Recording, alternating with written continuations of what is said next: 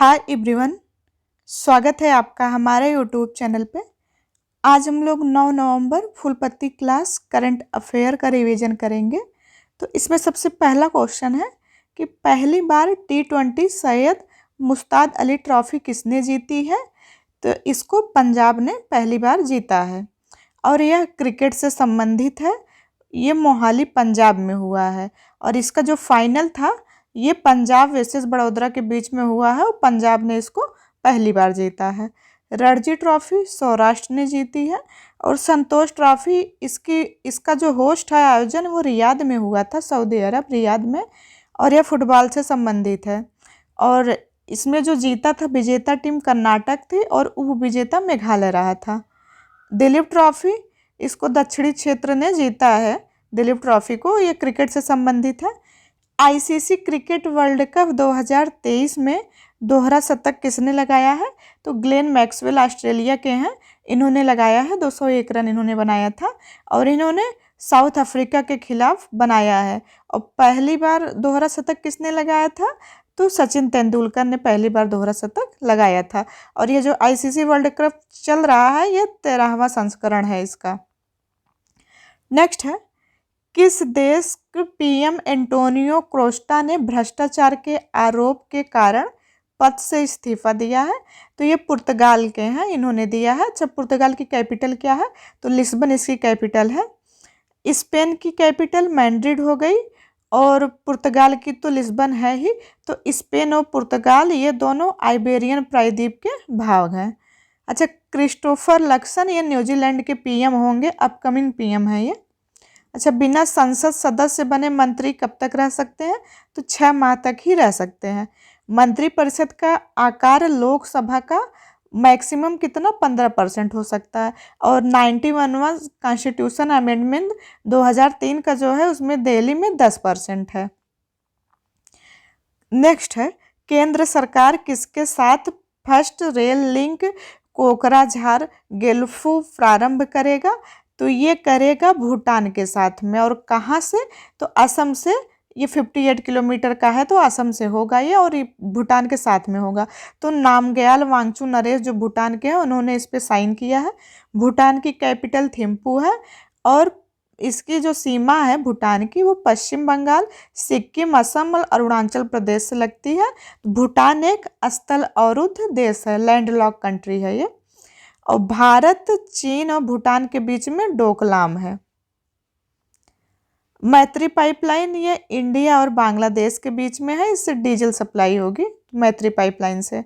नमो Bharat train ये आरपीटीएस है, regional rapid transit system है। ये दिल्ली, गाजियाबाद और मेरठ के लिए चली और ये 180 किलोमीटर पर आवर इसकी स्पीड है। सिल्वर लाइन प्रोजेक्ट ये केरल से संबंधित है। वंदे भारत ट्रेन इसको T18 भी कहा जाता था। इसकी इंटीग्रल कोच फैक्ट्री में निर्माण चेन्नई में हुआ। नेक्स्ट है, किस राज्य के जिम्मेदार पर्यटन मिशन को ग्लोबल रिस्पॉन्सिबल टूरिज्म अवार्ड 2023 मिला है। तो ये केरल को मिला है और एस्वातिनी देश को संयुक्त रूप से ये दिया गया है। एस्वातिनी देश ये अफ्रीका महाद्वीप में है। इसको पहले स्वाजीलैंड के नाम से भी जाना जाता था, अब एस्वातिनी हो गया। तो केरल और एस्वातिनी है। अच्छा, आरटीएम या रिस्पॉन्सिबल टूरिज्म अवार्ड, ये रिस्पॉन्सिबल टूरिज्म जो मिशन है ये केरल को तो मिला ही है। इसमें 25,000 परिवार को फायदा हुआ टिकाऊ पर्यटन और महिला की भूमिका के लिए। अच्छा, UNWTO द्वारा सर्वश्रेष्ठ पर्यटन गांव ये धोरडो गुजरात है। किसके द्वारा है ये जरूर याद रखिएगा, किसके द्वारा सर्वश्रेष्ठ मिला है। तो ये UNWTO द्वारा है। रेमन मैग्सेसे अवार्ड ये डॉक्टर रवि कन्नर को मिला है। ये एक कैंसर विशेषज्ञ ऑन्कोलॉजिस्ट हैं और रेमन मैग्सेसे ये जो अवार्ड है इसको एशिया का नोबेल प्राइज कहते हैं। 53 नंबर का दादा साहब फाल्के अवार्ड वहीदा रहमान को मिला है और साहित्य का नोबेल पुरस्कार ये जॉन फासे को मिला है जो कि नॉर्वे के हैं।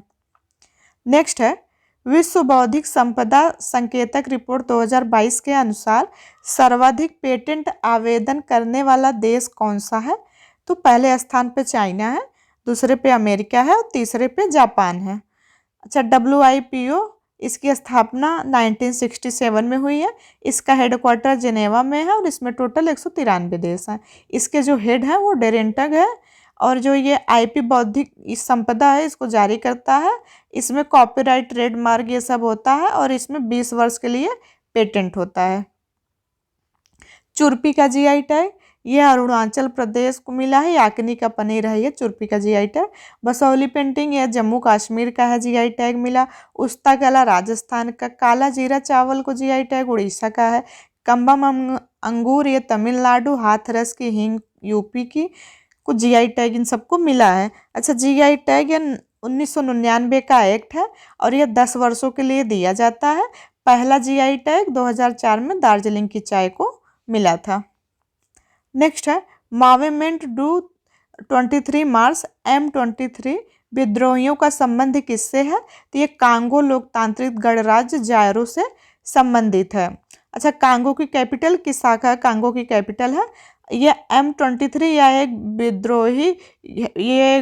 विद्रोही पार्टी है और जो सरकार के समर्थन में मिलिशिया है, तो इन दोनों के बीच संघर्ष चल रहा है। तो उत्तरी किवी में है 6.9 मिलियन लोग यहाँ से विस्थापित कर गए हैं संघर्ष के बीच में। अच्छा, युगांडा की राजधानी कंपाला है। रवांडा की किगली है। भूमध्य रेखा को 2 बार कौन सी नदी काटती है? तो कांगो काटती है। माही जो है कर्क रेखा को 2 बार काटती है और लिम्पोपो नदी ये मकर रेखा को 2 बार काटती है। तो ये ग्लोब हो गया। ग्लोब में ये है भूमध्य रेखा, 0 डिग्री अक्षांश ये है भूमध्य रेखा। तो इसको 2 बार कांगो नदी काटती है और फिर ये नॉर्थ साइड, ये नॉर्थ है ये साउथ है। तो यहाँ पे हो गई हमारी कर्क रेखा। कर्क को माही काटती है KM और यहाँ साउथ में हो गया हमारा मकर रेखा। मकर रेखा को लिम्पोपो काटती है L। नेक्स्ट, विश्व में 2 सर्वाधिक जैव विविधता वाले स्थान, तो एक तो अमेजन है, दूसरा कांगो है। और विश्व में सबसे छोटे कद की जनजाति कौन सी है? तो पिग्मी है, जो कि कांगो में पाई जाती है। सफ़ेद और नीली नील नदी कहाँ पर मिलकर के नील नदी बनती है? तो ये खार्तून में मिलती है, तब जाके नील नदी बोली जाती है। नेक्स्ट है, एक माह में 16.1 मिलियन टन का सर्वाधिक कार्गो संभालने वाला भारत का पहला बंदरगाह कौन सा है? ये कार्गो है।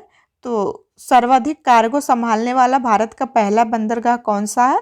तो ये मुद्रा बंदरगाह बन गया है और ये जो बंदरगाह है भारत का पहला प्राइवेट पोर्ट है, गुजरात कच्छ में है और ये अडानी समूह के द्वारा बनाया गया है।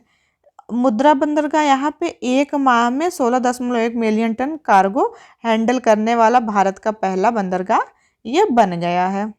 अच्छा, जामनगर जो कि गुजरात में ही है, ये निर्यात करने वाले ज़िलों में पहले स्थान पे है। चाबहार पोर्ट ये ईरान में भारत के द्वारा बनाया गया। दुक्कम पोर्ट ये ओमान में भारत के ही द्वारा बनाया गया। हम्बनटोटा है ये श्रीलंका में है और चीन ने इसको किराए पर लिया है हम्बनटोटा को। नेक्स्ट है, जनजाति कला प्रदर्शनी मूक वार्तालाप हाशिए से केंद्र तक आयोजन कहाँ हुआ है? तो इसका आयोजन नई दिल्ली में हुआ है।